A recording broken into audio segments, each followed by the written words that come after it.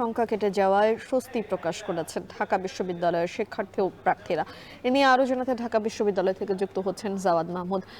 Javad, একটু জানাবেন appeal বিভাগের আদেশের পর ক্যাম্পাসে এ নিয়ে প্রার্থী ও শিক্ষার্থী সংগঠনগুলোর প্রতিক্রিয়া কি এবং আজ প্রচার প্রচারণা কেমন চলছে?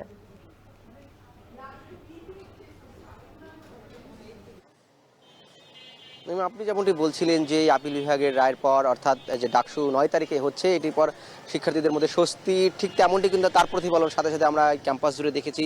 সকাল থেকে আমরা ডাকসু লক্ষ্য রাখছিলাম, সেখানে শিক্ষার্থীদের মধ্যে একটা অনিশ্চয়তা ছিল যে আসলে ডাকসু হবে কিনা বা এই রায়টা আসলে কিভাবে এই শিক্ষার্থীদের উপর আসবে। তা সত্ত্বেও কিন্তু আমরা সকাল থেকে শিক্ষার্থীদের প্রচারণা চালাতে দেখেছি, তারা প্রচারণা চালিয়েছেন, তাদের একটি দৃঢ় মনোবল ছিল।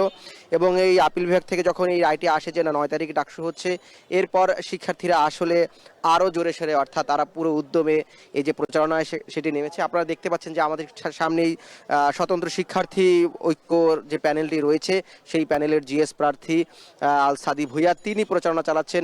এবং এই ক্যাম্পাসের পুরো চত্বরে আমরা ঘুরেছি, পুরো ক্যাম্পাস প্রাঙ্গণ, সেখানে আমরা দেখেছি যে স্বতন্ত্র প্রার্থী যারা রয়েছে বা বিভিন্ন সংগঠন, ছাত্র সংগঠন সমর্থিত প্যানেল যারা রয়েছে, তারা প্রচারণা চালিয়েছেন। তাদের সাথে কথা বলে যেটি বুঝতে পেরেছি, তারা বলছেন যে এই ডাকসু নিয়ে এক ধরনের ষড়যন্ত্র চলছিল।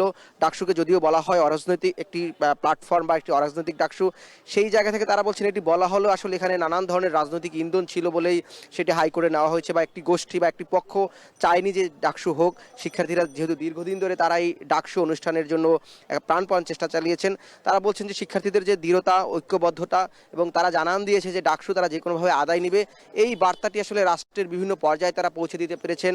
সেহেতু তারা এক ধরনের বাধ্য হয়েই যে তাদের অন্যায্য যে বলছিল যে হাইকোর্ট যে অন্যায্যভাবে এটিকে বন্ধ করে দিয়েছিল, সেই জায়গা থেকে তারা সরে এসেছেন, এমনটি তারা বলছেন। এবং তারা বলছেন যদি ভবিষ্যতেও কোনো ষড়যন্ত্র করা হয় বা কোনো চক্রান্ত করা হয় ডাকসু বন্ধ করার জন্য, সেটি শিক্ষার্থীরা ঐক্যবদ্ধভাবে সেটিকে প্রতিহত করবেন।